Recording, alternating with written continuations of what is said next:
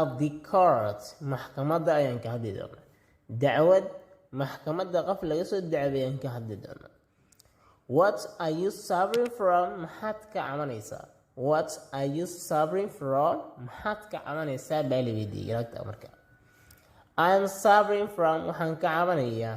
my husband ninkayga baan ka cabanayaa my husband ninkaygu baan ka cabanayaa beetis markaas wuxuu leeyahay did he torture you ma ku jirdilay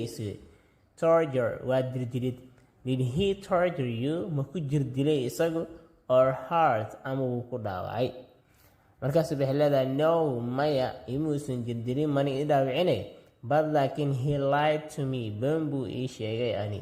he lied to me been buu ii sheegay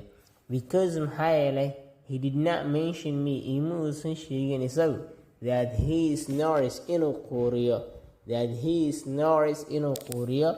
at night habeenkii inuu quuriyo imuusan sheegin markuu ishgaansanay marka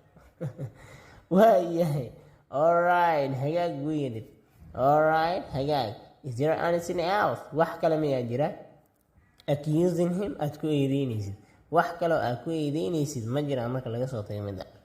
markaas waxay leedahay no sir maya mudane no sir maya mudane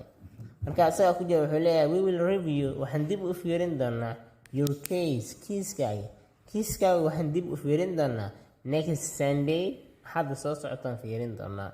and now hadeerna the court is closed maxkamaddu way xiran tahay buruska weynay meesha ku dhafto markaa